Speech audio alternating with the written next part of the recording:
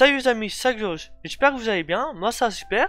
Et aujourd'hui on se retrouve pour le dernier conte de Noël, La petite fille aux allumettes. C'est un conte qui a été écrit par Hans Christian Andersen, le 18 novembre 45, dans le 5e volume, Night Aventure. Il faisait vraiment très froid ce jour-là. Il neigeait depuis le matin et maintenant, il faisait déjà sombre. Le soir approchait, le soir du dernier jour de l'année. Au milieu des rafales, par ce froid glacial, une pauvre petite fille marchait pieds nus dans la rue. Lorsqu'elle était sortie de chez elle ce matin, elle avait pourtant de vieilles chaussures, mais de chaussures beaucoup trop grandes pour ses si petits pieds. Aussi les perdit-elle lorsqu'elle courut pour traverser devant une file de voitures.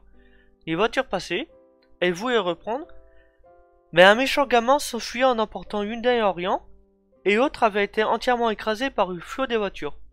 Voilà pourquoi un malheureux enfant n'avait plus rien pour protéger ses pauvres petits piétons. Dans son vieux tablier, elle portait des allumettes. Elle en tenait une boîte à la main pour essayer de la vendre. Mais, ce jour-là, comme c'était la veille du nouvel an, tout le monde était affairé, et par cet affreux temps, personne n'avait eu le temps de s'arrêter et de considérer l'air suppliant de la petite fille. La journée finissait et elle n'avait pas encore vendu une seule boîte d'allumettes. Tremblante de froid et de faim, elle se traînait de rue en rue. Des flocons de neige couvraient maintenant sa longue chevelure. De toutes les fenêtres brillaient des lumières et de presque toutes les maisons sortait une délicieuse odeur de volaille qu'on rôtissait pour le festin du soir.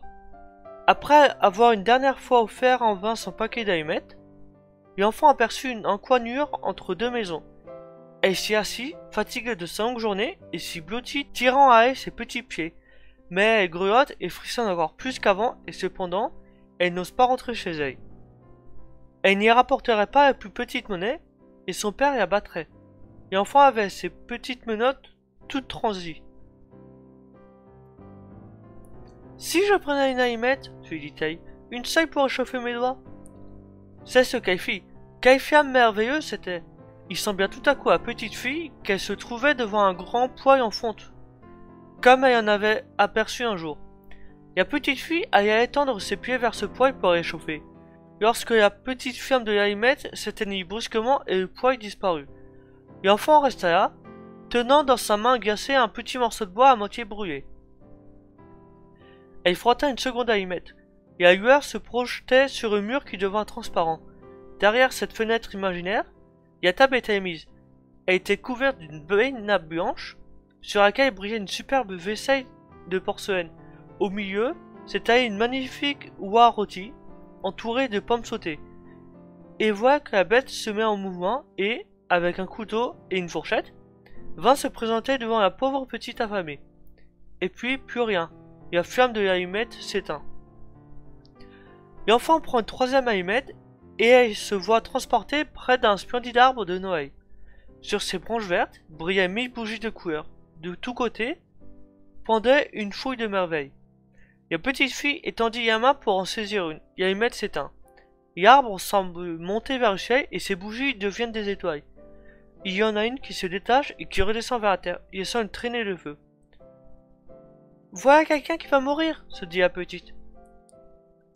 Sa vieille grand-mère, la seule personne qui avait aimé chérie et qui était morte tout récemment, lui avait raconté que lorsqu'on voit une étoile qui file vers la terre, cela voulait dire qu'une âme montait vers le paradis.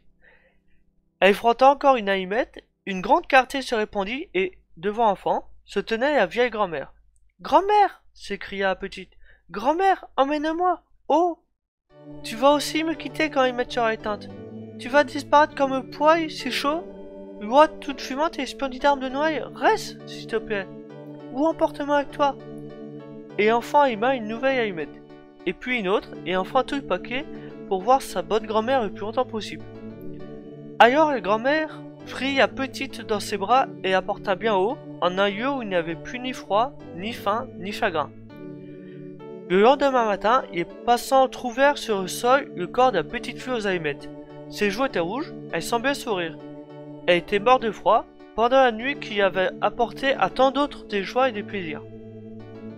Elle tenait dans sa petite main tout raidi et les restes brûlés d'un paquet d'allumettes. Quelle petite sotte, dans son cœur. Comment a-t-elle pu croire que cela réchaufferait? D'autres versèrent des larmes sur l'enfant, mais ils ne savaient pas toutes les belles choses qu'elle avait vues pendant la nuit du Nouvel An. Ils ignoraient que si elle avait bien souffert, elle écoutait maintenant, dans les bras de sa grand-mère, la plus douce félicité. Donc je trouve que c'est une belle fin pour clore cette semaine spéciale conte de Noël. Donc dites-moi quel a été votre conte préféré durant toute cette semaine. Donc n'hésitez pas à vous abonner, à partager. Et on se retrouve pour une prochaine. Salut!